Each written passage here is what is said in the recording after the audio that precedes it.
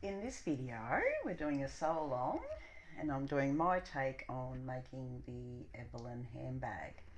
So the pattern is by ChrisW Designs and it's one of her very first patterns that she ever released. So she hasn't done a little update or anything yet on this pattern. So I've had the pattern for quite a few years and decided to make it a couple of months ago, and I've made several of them now. So I've sort of done my little take on making this pattern and I really love it, and I've sold quite a few of these, made them in all different versions. What I've done is I've printed out the pattern, double-sided. I've made little scribbly notes. It's got all the measurements and that in there, and then she goes through. She's got diagrams and everything like that in the pattern there. Don't want to show you too much, but yeah. So she does things a lot different now to what she does in this pattern. So hasn't had an update and that there. So I thought I'll share my take on making this pattern and then the changes that I've made. So if you want to see how I make this pattern, I'm using cork and I've got a gorgeous cotton lining there, but for the exterior I've got cork, and instead of doing the pockets on the outside like this pattern has got, I'm actually doing the pockets on the inside in the lining there. So yeah, if you want to join along, have a little look. You can fast forward through some of the sections or pause it and sew along with me. So let's get started. I won't waste any more of your time on that one. Okay, so I'll go through the supplies that I've got. So for this bag, I actually purchased all the hardware that I'm using to make this one from ChrisW Designs. And Chris is a good friend of mine, and she's also in Australia as well. And she supplies cereal bag makers hardware. So when I ordered the hardware, this is the gorgeous little bag that it came in. So I've just kept everything there together. So I'll go through and I'll show you the hardware that I'm going to be using. So I'm using the matte black. So I've got rivets, and I've got a couple of sizes in the rivets. So I've got some longer post ones. Haven't got the docket here with me, and this doesn't have, so that's a 9x6. And I think these might have been a 9x8. I think they're an 8, so same size but just different post lengths for where I'm going to be using them. I also got some matte black purse feet, so some little purse feet in there, so they're a screw-in one. And then I've got the little oval rings. Now the oval rings, they're not quite an inch, but they're bigger than a 3/4 inch. So I've got the measurements there when I share the straps and how I've measured those out to get them to fit nicely for those rings. I'll go through that there with you, and I've also got a magnetic snap closure, again there in the matte black. And I only need one zipper pull, but I've got 2 zipper pulls as well. So I'll put them aside and keep them together for when we're ready to do those ones. I love that little bag. It's so cute. So that's that one. Now we'll start with the straps, because the straps I've done the measurements a little bit different as well, because I'm using cork and I've wanted to take advantage of like just doing one strip the whole width. So I've ended up with 2 straps that are 27 3/4 inches wide, and I've made the height there at 3.5 inches high, and I've made a mark down the centre, and I've already added my double-sided tape, so I'm ready for when it comes to folding those and getting those ready.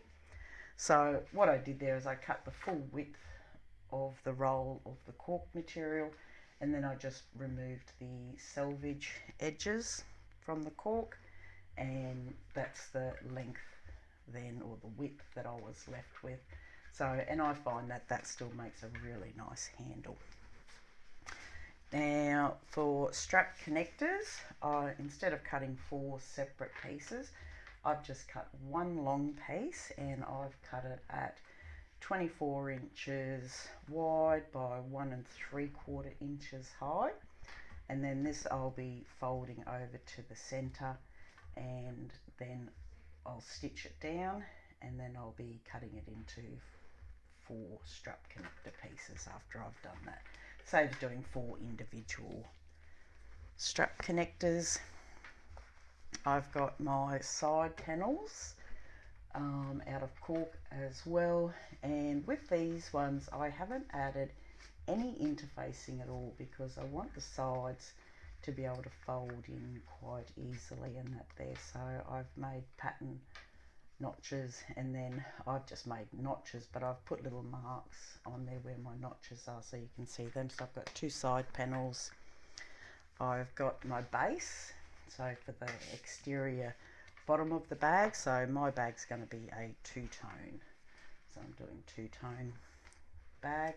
So for the base, I've marked out the measurements that were in the pattern there, or there's actually pattern pieces for it, and the pattern calls for a 1/4 inch seam allowance, but using cork or vinyl and things like that, the 1/4 inch I found just wasn't sort of enough. So to make this bag, I'm going to be using 3/8 of an inch seam allowance. But then to add in the Decaville, I've added in here, I've got 2 layers of Decaville. I'm not sure if you can see that, so I've adhered the 2 layers to give that base a little bit more structure. And then I've kept that, it's a 1/2 inch away from the cut edge of the base of the pattern, of the bottom panel, so that allows for the turn of the cloth when I go and sew that, and then I fold these up. It gives a nice finish there as well. I'm also going to do some top stitching around before I attach the purse feet, so I've marked in the measurements for the purse feet, one in the center and then one at each edge there as well. So that's that one. And then I've got, for the flap, I did make some changes to the flap, and I've got them here so that I can show you. So when you get the pattern piece for the flap, the original sizing for the flap is out here, but what I've already done on this side is I've trimmed off, just tapering from this curve here, and I've trimmed off a 1/4 inch off from here. So start here at a 1/4 inch, and then I've tapered down to here, and then I've trimmed that off. So that's what I've done on that side, and I still need to do it here on this side. And then what I'm also doing, so this is going to be my exterior flap, this will be my lining. I haven't added any stabilizer or anything to that because I'm also going to add in, I'm not going to do a contrasting strip, a decorative strip on the front of the bag. It's just sort of a subtle strip, but I will be top stitching this down, and then I'll also be adding some rivets to make a little bit more of a decorative feature on the front of the bag. So it's just a nice subtle little decorative feature. So I need to go ahead and trim these back, that side that I haven't trimmed yet. So just lining these back up, these panels. I'll do it now while we're here. These all nicely lined up.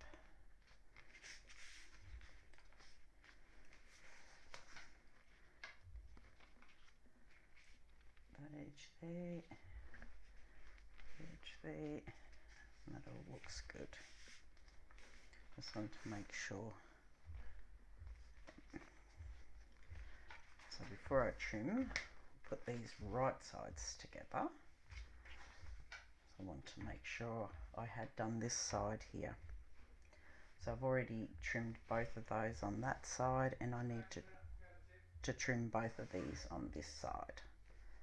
So lining those up there like that. I can just hold them like my other one I did on the cutting table, and I used my rotary cutter But if I just hold these together, keeping that there, and then I can just follow that line there and cut that out. So that's all that I took off from there.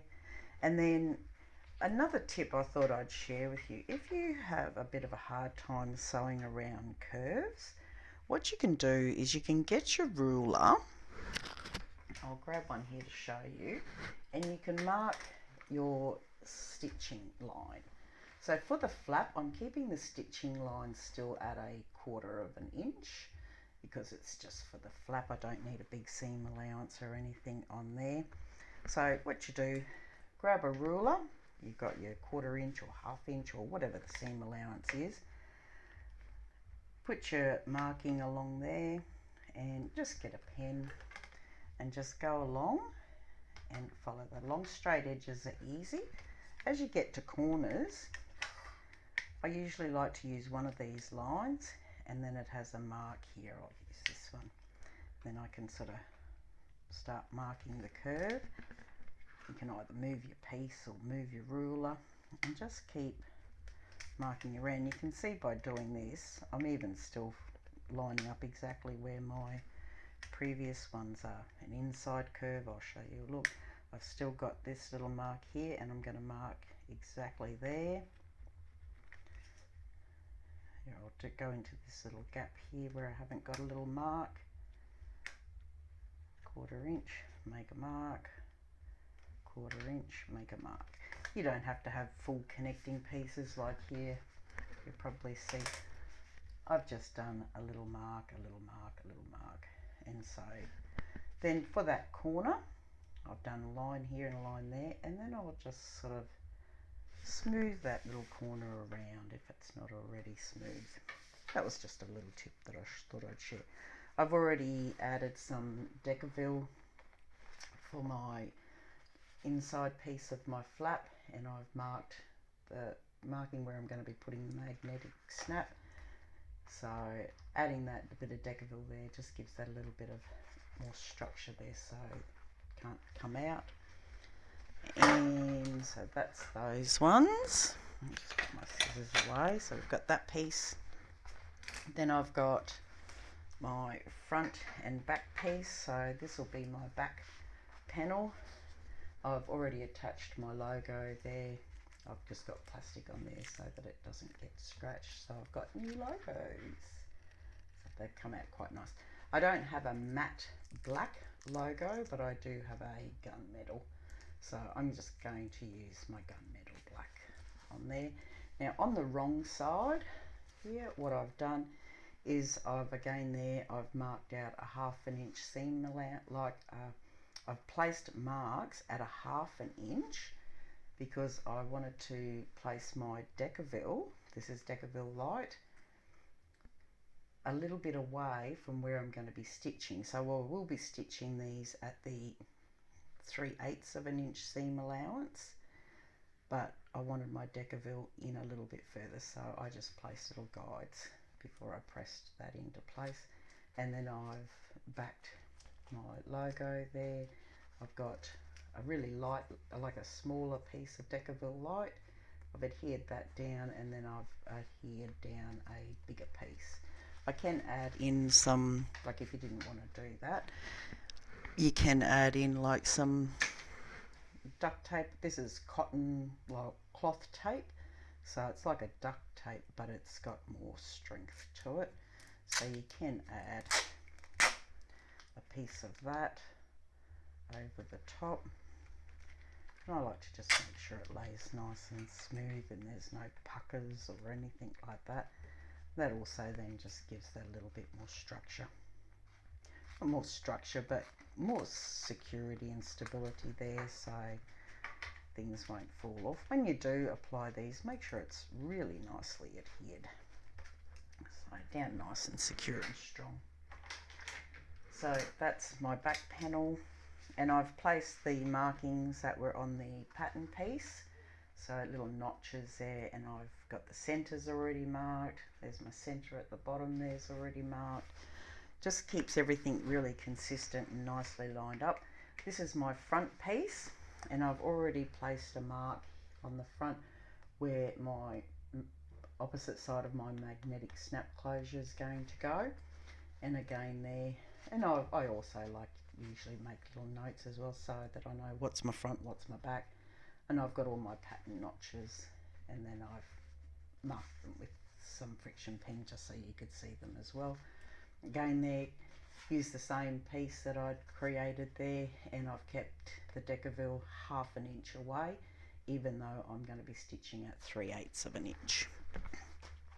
So that's my exterior pieces, and then for the lining pieces, I'm using this gorgeous batik fabric. So it's beautiful, I really like that. For the interfacing, I'm using Easy Fuse, which I also got from ChrisW Designs, and just gives that a nice little bit of structure. Not too stiff, just really nice. Now I've gone ahead as well, because we've got some pretty like sharp sort of curves here. I've gone through as well and I've marked that stitching line there, and that's at 3/8 of an inch, and I've marked my pattern notches as well. So that's for the lining side panels, and then we've got the lining pocket panels. These are the pocket panels that were on the exterior of the pattern, and I'm putting them on the interior in the lining. And what I've done for a bit of fun, I'll show you first. I've marked the pattern notches, so everything's already marked on everything, so I can line everything up perfectly.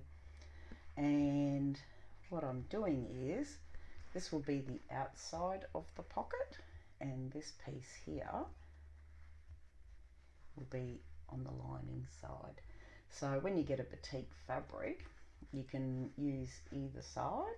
So this is the side that had the nice silver there, and I thought I'll do a little bit of a contrast, so that will be the inside of the pocket. So I've got two pockets there ready to go, my two side lining pieces. Then this is for the inside bottom panel of the lining, and I've applied a layer of the Easy Fuse interfacing, and then I've also put a layer of Deckerville Light just to give that bottom lining panel there just a little bit more structure in the bag. Just find that that helps the lining sit nice as well. Now for the front side of the lining panel, that's the piece there, I've used Easy Fuse again there from ChrisW Designs, and I've marked my 3/8 of an inch seam allowance there. I've centers, all my little notches, all the little markings that were on the pattern I've already done. Now this is where I'm doing something different as well. So for the pocket on this side, I'm doing the slip pocket, same sort of format as what's in the pattern, but I've just changed it up a little. Now to keep the bulk out of the bottom of the lining, what I've done is I've made a mark 3/8 of an inch away from the bottom. This is where the bottom section of my pocket, when I go to apply this, I can just line those up there, and this gives me my 3/8 of an inch seam allowance, and then there's plenty of room there. I've also, what I've done for this panel, I've cut it, it's 5 inches high, but I've folded it in half. Now what I did, I've made some little marks here so that I can share some tips with you as well. I've interfaced this again there with the Easy Fuse over the whole pattern piece, gives the pocket a nice little bit more structure.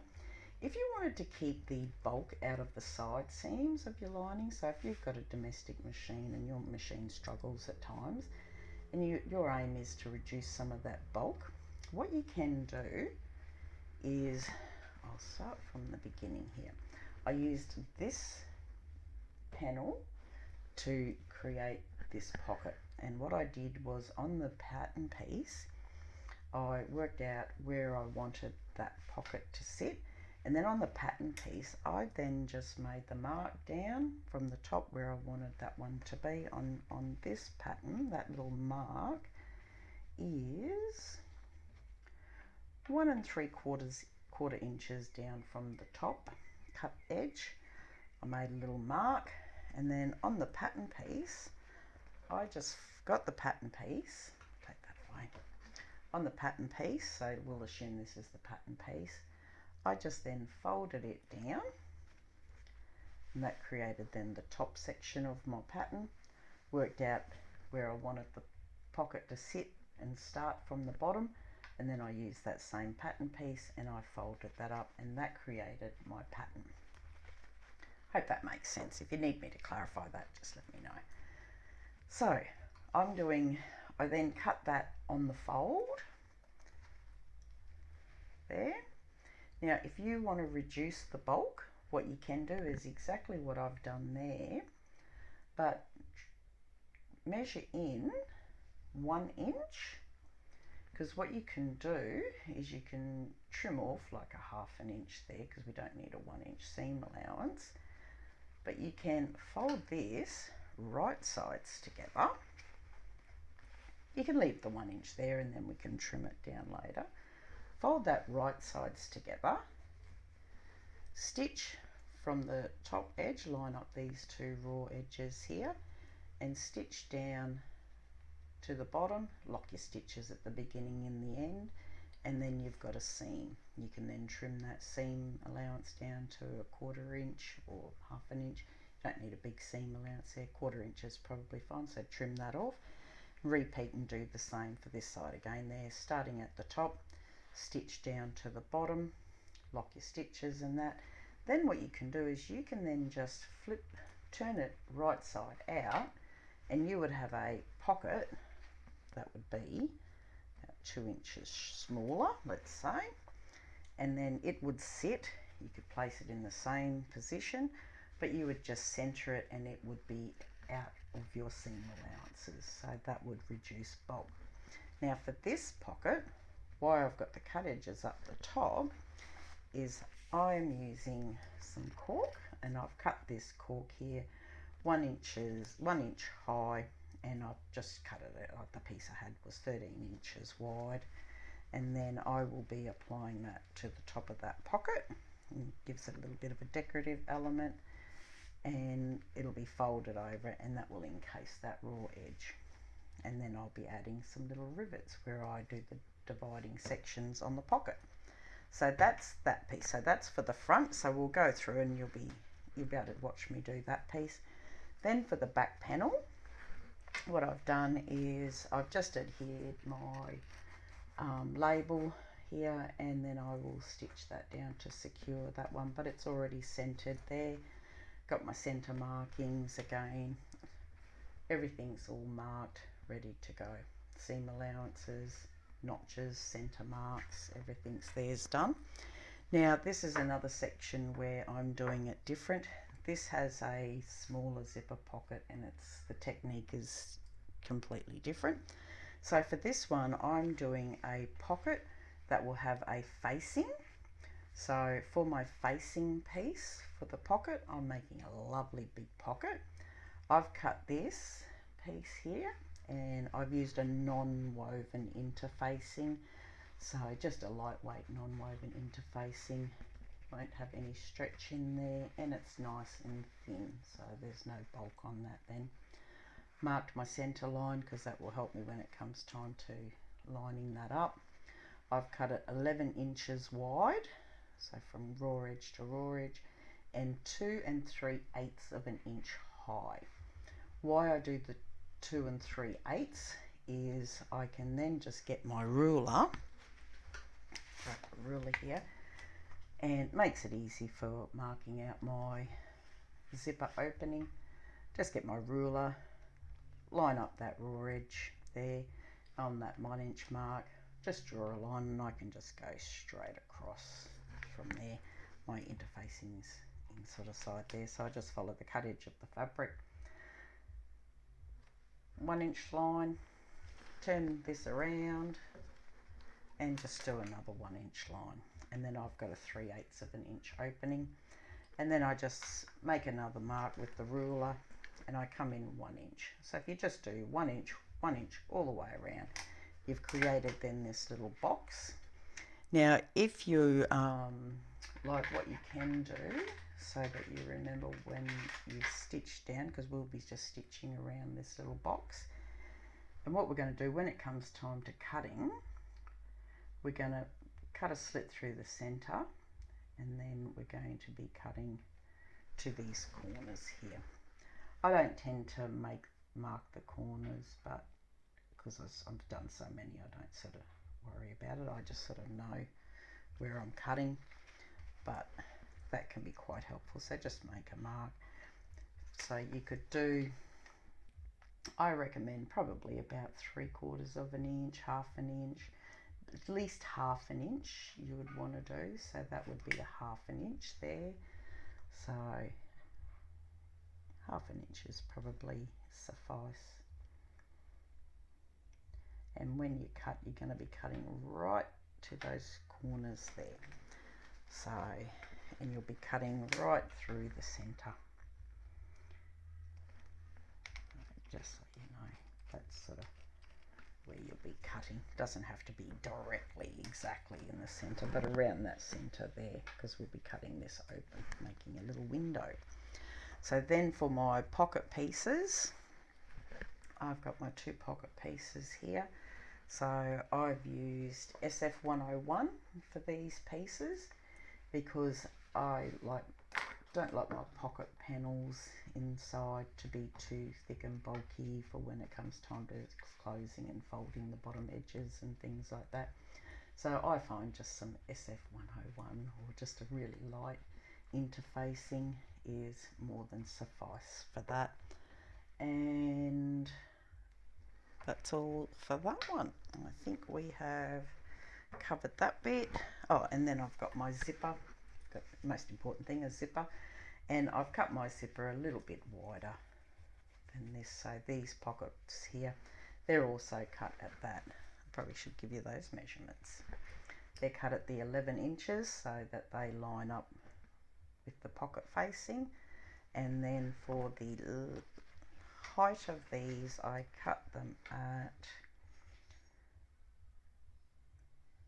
6.5 inches height, and then we can trim those down later once we've applied them. So that's those, and the zipper.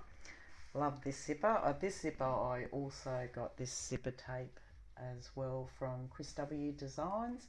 So when I was putting the order in and I knew what materials I was using, I thought that would be a nice little contrast. So I just thought that would look nice, and that's in that nice matte sort of black there as well. So that's that. We've done our front, we've done our base and our linings. And the thread that I'm using for the exterior is, I will just grab it here, 1 second. I'm using, just unroll this a little bit so you can see. I'm using Coats de Bond, and it's a tex weight of 80. So that's it there. So that's what I'm using for the exterior of the bag. And then for the interior of the bag, I had this coordinating thread, and it's a Gutermann thread. So I don't sew much of my lining on this walking foot machine.